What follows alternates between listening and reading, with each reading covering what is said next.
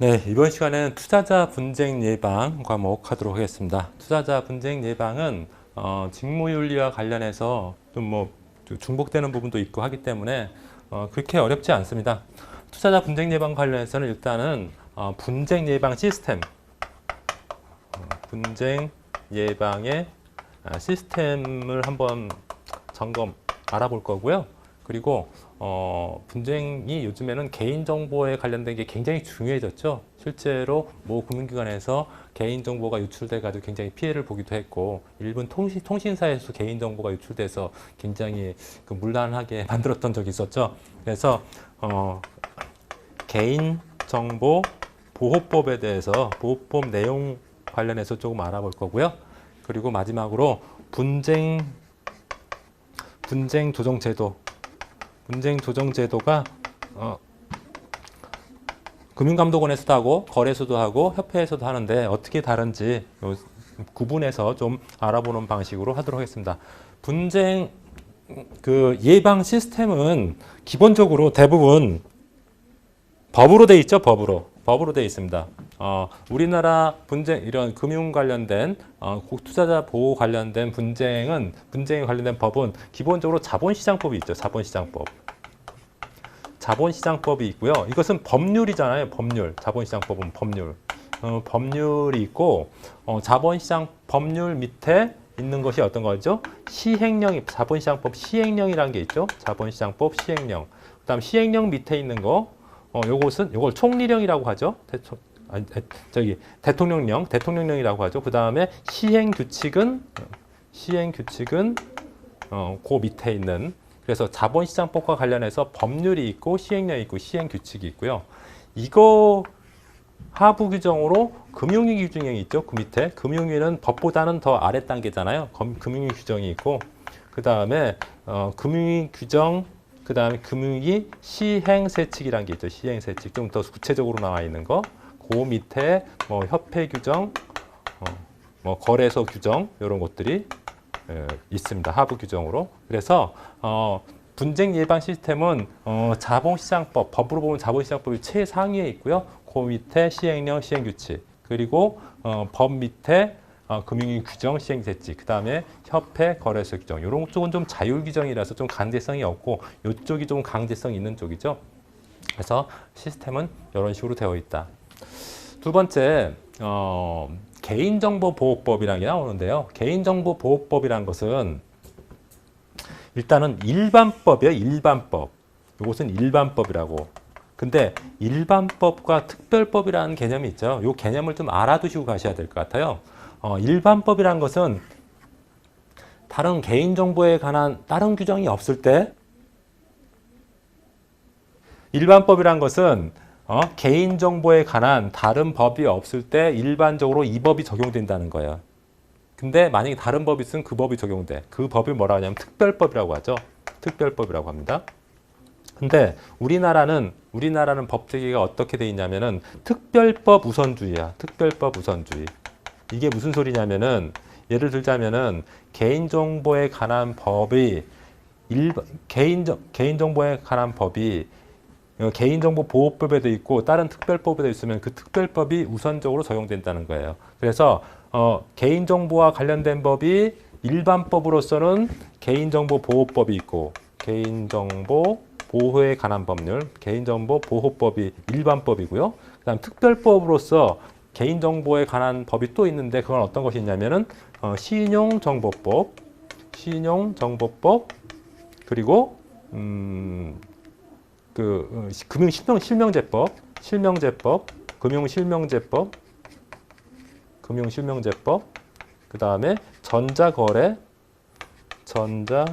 금융거래법, 이런 것들은 여기에서도 개인정보 보호에 관한 규정이 있거든요. 여기에도.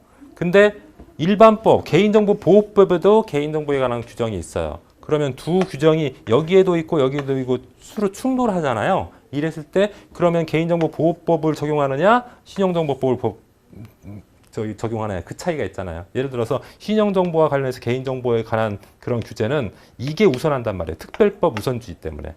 그리고 만약에 신용정보법에 만약에 개인정보에 관한 여기에 없는 규제가 없는 사항이 만약 여기서 규제하고 있다 그러면 일반적으로 이 법을 적용한다는 거죠. 그래서 일반법보다는 특별법 우선인데 일반법에 없는 사항에 대해서는 특별법에 없는 사항에 대해서는 일반적으로 개인정보보호법이 적용이 됩니다. 그래서 개인정보보호법의 내용에 대해서 교재에 나오고 있는데요. 일단은 개인정보 관련해서 개인정보 보호 원칙이라는 게 있어요. 보호 원칙. 개인정보 보호 원칙. 개인정보 보호 원칙은 일반적으로 굉장히 개인정보는 아주 필요한 곳에 최소한으로 제공돼야 된다는 원칙이에요. 예를 들어 개인정보가 그냥 아무 데나 막 널려다니면 안 되잖아요. 그래서 필요한 범위 내에서 최소한만, 목적 범위 내에서 최소한만 제공돼야 된다는 게 가장 큰 원칙이고요. 그다음 목적 외의 용도로 활용하면 안 된다. 이런 건 뭐 당연한 원칙이에요. 그리고 익명이 가능한 경우는 익명으로 해야 된다. 실명으로 무조건 하면 안 된다는 소리지. 그런 내용들이 개인정보 보호 원칙인데 이 교재에 좀 이따 보겠지만은 내용들이 아주 상식적이에요. 그러니까 개인정보 보호 원칙을 설령 우리가 모른다고 해도 시험 문제에 나오면 알아맞힐 수 있을 정도로 내용이 쉽습니다. 두 번째, 정보 주체 권리. 이 정보 주체란 말이 있고요.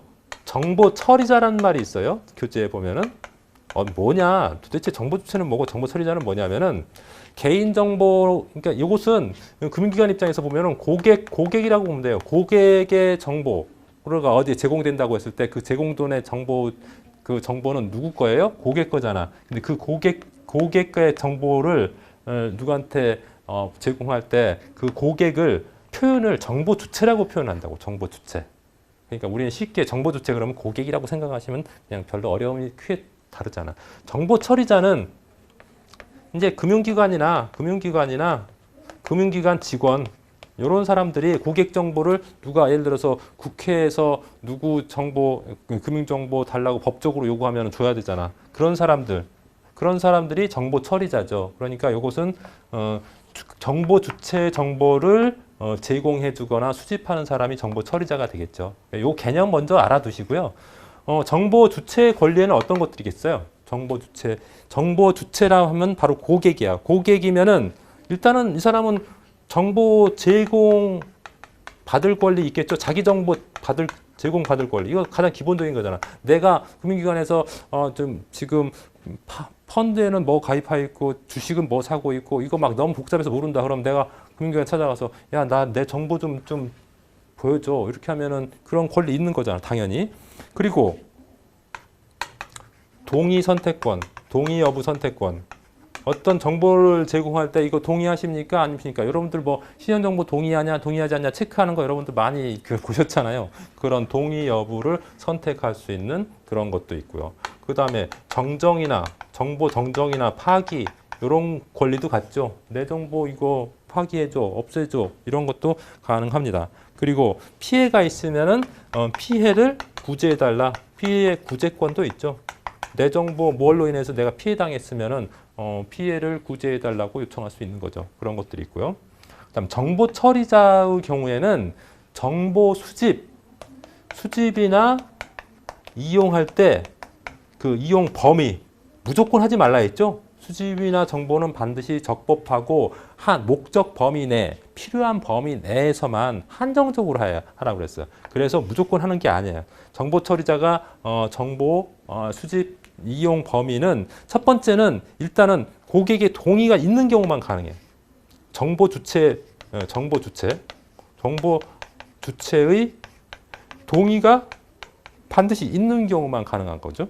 두 번째는 대부분 법령에 의한 경우야. 법령에서 예를 들어서 이런 경우에는 어쩔 수 없다 한 경우, 그런 경우만 가능하지. 그 외에 어쨌든 불가피한 경우, 그리고 반드시 정보를 제공해야지 명백하게 뭐 공익이나 이 개인한테 유리한 경우, 이런 경우에만 한다는 거죠. 그래서 수집 이용 범위가 굉장히 넓지 않고 아주 제한적이라는 점 좀 여러분들이 기억하셨으면 좋겠고요.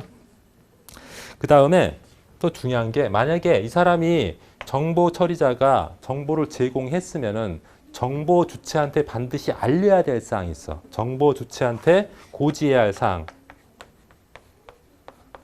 내 정보를 누군가가 금융기관에서 정보를 제공했으면은 금융기관에서 제공하고 끝나는 게 아니라 나한테 연락해가지고 어떤 정보를 누구한테 이렇게 보냈다는 것을 알려줘야 돼. 그래서 정보 제공자가 누구고, 예를 들어서 정보 이용 목적이 뭐고, 내 개인 정보에서 뭐뭐뭐이 제공됐고, 그 다음에 개인 정보 이용 기간은 얼마나 되는지, 내 정보를 얼마나 이용하고 있는지, 그 다음에 나한테 거부권이 있으면 거부할 수 있는 권리도 알려줘야 되고요. 만약에 불이익이 있으면은 불이익에 대한 사항도 나한테 그 고지를 해줘야 된다는 거지. 그러니까 정보 처리자는 정보 수집 이용에 대해서도 제한을 하고, 만약에 정보를 제공했으면은 정보 주체한테 반드시 알려야 할 사항을 제대로 알려야 할 의무가 있다는 점 기억하시기 바랍니다. 그 다음에 개인정보 처리 같은 경우는 처벌을 되게 강화하고 있어요. 처벌. 일반적으로 개인정보에 대한 처벌은 어떻게 처벌하고 있냐면은 일단은 징벌적 개인정보법 위반해가지고 처벌하는 경우에는 좀 다른 처벌하고 좀 달라요. 첫 번째는 징벌적 손해배상, 징벌적 손해배상을 시킨다고. 손해배상을. 징벌적 손해배상이라는 것은 뭐냐면, 앞에 징벌적이라는 게 붙은 게 뭐냐면은, 일반적으로 손해배상은 어떻게 하냐면은, 손해를 100만 원, 만약에 100만 원 손해가 났으면 100만 원만 배상해주면 돼. 그죠? 일반적으로. 그게 원칙이에요. 손해배상은 손해액 한도로 한단 말이에요. 근데 징벌적 손해배상이라는 것은 뭐냐면은, 손해액의 3배에서 5배. 그러니까 실제 손해보다 더 많이 배상을 하도록 하는 것이 징벌적 손해배상 제도입니다. 개인정보 보호 위반으로 손해배상하는 경우에는 손해액의 3배까지 그렇게 손해배상하도록 이렇게 하고 있고요. 두 번째, 법정 손해배상 제도를 두고 있습니다. 이것은 무슨 소리냐면은, 원래 손해배상을 할 때는 피해자가 가해자를 대상으로 해서 피해자가 손해를 본 사람이 피해를 입증을 해야 돼. 법원이나 아니면 그런 기관에 가서 내가 이렇게 해서 손해를 봤습니다 하고, 누가 입증을 해? 피해자가 입증을 해야 돼. 피해자가 입증을 못하면은 손해배상을 못 받아요. 어떻게 해서 손해받는지 모르니까. 근데 개인정보 같은 경우에는 피해를 입증하지 않아도 그냥 법에서 알아서 손해배상을 해줘요. 그러니까 피해자 입장에서는 훨씬 손해배상 받기가 쉽죠. 보통 손해배상은 피해자가 내가 이만큼 이렇게 해서 피해받았습니다 하고 입증을 해야지 인정을 해주는데, 개인정보 보호는 별도로 입증하지 않아도 법에서 정해가지고 그냥 손해배상을 해줘버린다는 소리지. 그러니까 피해자 입장에서는 훨씬 손해배상 받기가 쉬워진 거죠. 그 다음에 회사뿐만 아니라 개인에 대해서도 처벌이 가능해요. 개인에 대해서 처벌이 가능해서 벌금이나 징역 5년 이하, 벌금 5천만 원 이하 이런 형사벌 처벌도 가능하다는 점이죠. 그래서 이런 개인 정보에 대한 처벌은 굉장히 다른 벌에 비해서 굉장히 강화되었다는 점을 알 수가 있습니다. 그 다음에 분쟁조정제도 관련돼서 한번 알아보겠는데요. 분쟁조정제도는 우리나라에서 분쟁을 조정할 수 있는 그런 기관은 금융감독원이 있고요. 금융감독원에 분쟁조정위원회라는 데가 있어요. 금융분쟁조정위원회라는 데가 있어요. 금융감독원에서 할 수도 있고요. 그 다음에 한국금융투자협회, 여기서 또 조정할 수도 있습니다. 한국금융투자협회. 그 다음에 한국거래소에서도 금융분쟁 조정을 할 수 있어요. 근데 문제는 이것은 굉장히 조금 분쟁 효력이 굉장히 강렬한데, 요 두 개는 자율기관이잖아요. 자율규제기관이라서 효력이 굉장히 약해. 분쟁을 조정해도. 그래서 금융감독원에서 분쟁 조정 신청을 해가지고 여기서 양 당사자가 조정안에 대해서 수락을 하면은 그 조정 수락의 효과는 재판상 화해와 같은 효과가 있어. 재판상 화해와 같은 효과가 있고, 여기 금융투자협회나 거래소에서 금융분쟁 조정 신청을 해가지고 분쟁 조정에 대해서 양 당사자가 수락하면은 이것은 민법상 화해 계약과 같은 효력이 있어. 차이는 뭐냐면은 이 금감원에서 조정해가지고 양단사가 수락하면은 그 효과가 재판상 화해와 같은 재판받은 것과 동일한 효과가 있어요. 그래서 만약에 이 금감원이 A 금융기관에다가 너네가 뭐 예를 들어서 3천만 원 주고 B 고객은 너도 잘못한 것이 있으니까 2천만 원 너가 감수해라 이렇게 했다고 하면 이 3천만 원을 만약에 안 갚는다 그러면 강제 집행을 할 수가 있다고. 별도 재판을 안 갖고. 이것은 재판상 화해와 같은 효력이 있기 때문에. 그리고 B가 이 결정에 대해서 번복할 수 없어요. 재판상 화해와 같은 효력을 갖고 있기 때문에. 근데 여기서 한 분쟁은 민법상 화해이기 때문에 일단은 강제력이 없어요. 강제력이 없어. 내일이라도 이 화해받고 돌아서면서 나 그거 인정 못해 하면 끝이에요. 다시 금감원으로 가거나 재판상으로 가야 돼. 그래서 구속력이 없다는 점이 단점이에요. 대부분은 그래서 금융분쟁이 발생하면은 여기 금감원에서 많이 하고 아주 사소한 것들만 여기서 일부 하는 경우가 많습니다. 그래서 금융분쟁 조정은 이런 세 군데 기관에서 하고 있는데 실질적인 강제력이 구속력이 있는 것은 금융감독원의 금융분쟁조정위원회에서 하는 조정 요것이고 협회나 거래소 같은 경우에는 민법상 화해 정도의 수준의 그런 효과만 있다. 여기까지만 기억하시면 되겠습니다. 교재를 보면서 좀 부족한 부분 보충하도록 하겠습니다. 교재 챕터 1 분쟁 예방 시스템 일반 체계에 나와 있죠. 섹션 1의 일반 체계가 이런 체계로 돼 있다는 거죠. 자본시장법, 그다음에 금융규정, 협회규정 이런 식으로 자본시장법이 제일 윗선에 있고 자본시장법, 그다음에 시행령, 시행규칙, 그다음 금융규정 이런 순서로 해서 분쟁 예방 체계가 규제가 되고 있다는 점이고요. 섹션 2에서 금융투자 상품 권유 판매할 때 관련 의무 해서 1번 선관 의무 등 해가지고 나왔는데 어떤 게 있겠어요? 첫 번째 고객 우선의 원칙, 그 다음에 선량한 관리자로서의 원칙, 그 다음에 신은성실의 원칙, 그 다음에 충실 의무 이런 것들이 분쟁 예방과 관련된 기본 원칙이라고 볼 수가 있고요. 그리고 그 다음 페이지의 중간쯤에 보면 이런 말들이 나와 있어요.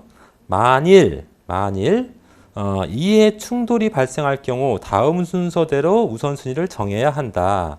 첫째, 어떠한 경우에도 고객의 이익은 회사와 회사 주주 및 임직원의 이익에 우선한다. 그러니까 고객의 이익이 제일 우선한다는 소리. 그게 우리나라 직무윤리의 기본 원칙 첫 번째가 뭐예요? 고객 우선의 원칙이잖아. 그래서 고객의 이익이 가장 우선한다. 그다음 두 번째, 회사의 이익은 임직원의 이익에 우선한다. 그러니까 두 번째가 회사의 이익이고 그 다음에 세 번째가 임직원의 이익이다. 그리고 셋째, 모든 고객의 이익은 상호 동등하게 취급한다. 고객끼리는 상호 순위가 없다. 평등하다는 소리죠. 그런 내용이니까 그거 좀 기억해 두시고요. 그 다음에 2번 소속회사에 대한 충실 의무, 3번 정확한 정보 제공 의무 이런 것들은 그냥 우리 상식적으로 알 수 있는 내용이에요. 굳이 이걸 외우지 않아도 여러분들 이런 문제가 나오면 그냥 풀 수 있는 문제라 넘어가겠습니다. 다음 섹션 3 금융투자 상품 판매 관련 일반 기준 해서 고객에 대한 정보, 회사 정보. 정보는 고객 정보가 있고 회사 정보가 있죠. 고객 정보는 어떻게 관리해야 돼? 만약에 그 고객에 대한 정보가 비밀인지 아닌지 모를 때는 비밀 정보로 다루어서 관리를 해야 된다. 그러니까 유출하지 말아야 된다는 거고 고객의 정보는 또 정적인 정보도 있고요. 동적인 정보도 있단 말이죠. 정적인 정보는 회사에 있는 그냥 거래 정보 같은 걸 말하는 거고 동적인 정보는 어떤 사람 같은 경우는 매달 월말만 되면 이 사람이 와가지고 뭐 펀드를 사거나 아니면 대출을 받거나 돈을 빼가거나 이런 것들은 뭐 동적인 정보가 될 수가 있죠. 이런 정보를 포함해서 비밀로 해야 된다. 그다음 회사의 정보는 반드시 회사의 이익을 위해서 써야지 개인의 사적 이익을 위해서 쓸 수 없다는 내용입니다. 그래서 먼저 상식적인 내용이고요. 섹션 4에서 개인정보보호법 사실 이제 이 부분이 핵심이죠. 개인정보보호법 이 부분이 이제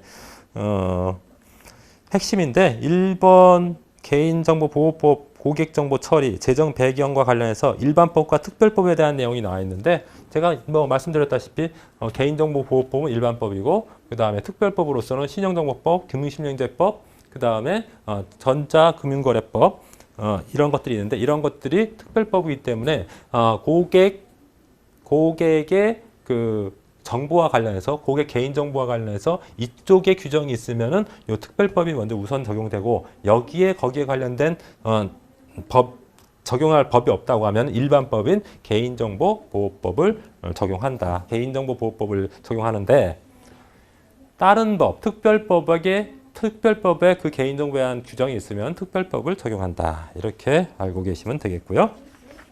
그런 내용들이 나와 있고 그다음 2번에 개인정보의 개념 및 처리 기본 원칙. 개인정보라는 게 뭐예요? 개인정보 주로 성명, 주민등록번호, 주소, 연락처 그런 것뿐만 아니라 민감정보, 금융정보도 포함된다. 개인정보에. 단순한 고객 식별정보, 이름, 주민등록번호, 전화 이것뿐만 아니라 민감정보라는 것은 뭐 정당에 가입했는지 여부, 어떤 그 카페 회원인지 여부, 뭐 어느 병원에 잘 다니고 어느 병이 있는지 이런 것은 굉장히 민감한 정보. 이런 것도 개인정보에 포함된다는 거고. 그다음 금융정보는 당연히 개인정보에 포함되죠. 개인정보의 개념이고요. 그 다음에 동그라미 1번에 보면 개인정보 처리자의 개인정보 보호 원칙 나와 있는데요. 내용들이 아주 그 상식적입니다. 보십시오. 기억 볼까요? 개인정보 처리자는 개인정보 처리 목적을 명확하게 하여야 하고 그 목적에 필요한 범위 내에서 최소한의 개인정보만을 적법하고 정당하게 수집해야 한다. 너무 당연한 말이죠. 두 번째 한번 볼까요? 개인정보 처리 목적에 따라 필요한 범위 내에서 적합하게 개인정보를 처리하여야 하며 그 목적 외의 용도로 활용해서는 안 된다. 당연한 말이죠. 이렇게 이응까지 읽어보시면은 다 내용이 당연한 말들이에요. 원칙이라고 하지만 당연한 말. 그래서 한번 나머지 여러분들이 읽어보시고 동그라미 2번 정보 주체는 자신의 개인정보 처리와 관련해 다음과 같은 권리를 간다. 정보 주체의 권리, 정보 주체의 권리 좀 기억하시기 바랍니다. 정보 처리에 관한 개인정보 처리에 관한 정보를 제공받을 권리 당연히 있지 본인이니까. 그 다음에 개인정보 처리에 관한 동의 여부를 선택하고 결정할 권리 당연히 있죠. 그다음 개인정보 처리 여부를 확인하고 개인정보에 관련한 열람을 요구할 수 있는 권리. 그 다음에 개인정보 정지, 삭제, 파기를 요구할 수 있는 권리. 뭐 이런 것들 당연한 권리죠. 이런 것들 기억하시고. 그 다음에 3번 개인정보 처리 및 관리에서 거기 동그라미 1번 개인정보 수집, 이용 범위에 대해서 기억부터 비읍까지 나와 있습니다. 첫 번째 정보 주체가 동의한 경우. 그 다음에 2번 그 법령에서 정한 경우. 디귿부터 비읍까지는 거의 법령에서 정한 거라고 보시면 돼요. 공공기관 법령에서 정하는 소관 업무를 수행하기 위해 불가피한 경우. 그 다음 정보 주체와 계약의 체결 이행하기 위해서 불가피하게 필요한 경우. 예를 들어서 금융거래를 한다고 하면 당연히 그 개인정보를 이용해야 되잖아요. 그런 거잖아요. 또 정보 주체 또는 그 법정 대리인이 의사를 표시할 수 없는 상태에 있거나 주소 불명 등 사전 동의를 받을 수 없는 경우로서 명백히 정보 주체 또는 제3자의 급박한 생명, 신체, 재산상의 이익을 위하여 필요하다고 인정되는 거. 너무나 당연한 소리잖아요. 그래서 여러분들이 한번 읽어보시고. 그 다음에 동그라미 2번에 개인정보 수집 제한은 목적 범위 내라고 그랬죠. 목적 범위 내. 그 다음 3번 개인정보 제공과 관련해서 반드시 정보 주체에 알려야 할 사항이 5개로 딱 나와 있죠. 요거 중요합니다. 요거. 그러니까 금융기관이 어떤 뭐 국회나 법원이나 이런 데에서 개인정보 요구를 받아가지고 법적인 요구, 법령에 의해서 요구를 받아가지고 알려야 됐을 때 그 사항을 반드시 그 정보 주체한테도 알려줘야 된다는 거죠. 뭘 알려주느냐? 정보를 제공받는 자가 누군지, 그다음 정보 제공받는 자의 개인정보 이용 목적이 뭔지, 그게 뭐 법 판결을 위한 건지, 국회에서 어떤 심의하는 것 때문에 하는지 그런 것들을 알려줘야 되고, 그다음 개인정보의 항목이 뭔지, 그다음 개인정보를 제공받는 자의 개인정보 보유 및 이용 기간, 그다음 동의를 거부할 수 있다는 사실, 그리고 거부하면 불이익이 어떤 것이 있는지 그런 것들을 반드시 알려줘야 된다. 이거 중요합니다. 이거 꼭 기억하시고요. 그다음에 동그라미 4번 개인정보의 관리는 뭐 아주 평범한 얘기니까 여러분들 한번 보시고 동그라미 5번 중요합니다. 동그라미 5번.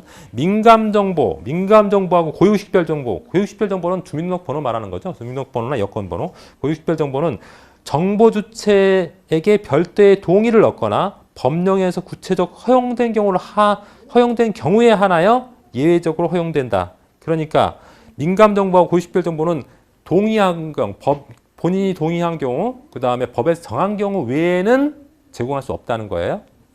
그 다음에 그 밑에 줄에 주민등록번호는 2016년 1월부터 주민등록번호는 내 외부망 구분 없이 암호화하여 안전하게 보관해야 된다. 그러니까 주민등록번호는 내 내부망뿐만, 예전에는 외부망만 그랬는데 지금 내부망에서도 금융기관 내에서도 예를 들어서 뭐 이런 주민등록번호가 있다고 한다면은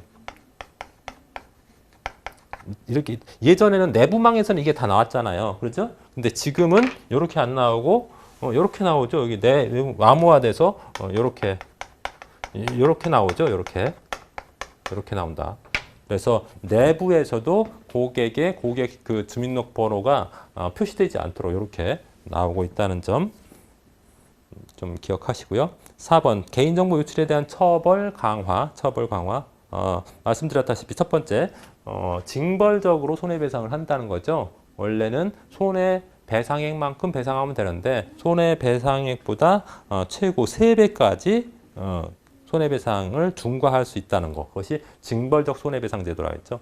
그 다음에 법정 손해배상 제도 적용한다. 원래 손해배상은 피해자가 손해를 입증해야 되는데 입증 책임이 없는 거. 입증 책임이 없이 그냥 법에서 그냥 입증 책임 안 해도 입증을 안 해도 손해배상할 수 있게 하는 거. 그게 법정 손해배상 제도고요.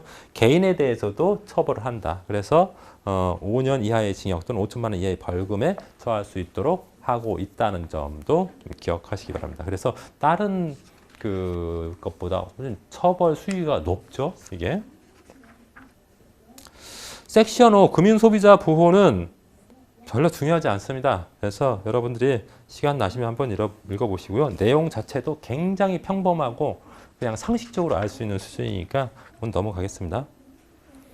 그 다음에 챕터 2 준수 절차 및 위반 시 체제. 요거 지난 시간에 했었죠. 내부 통제 위반할 때 제재.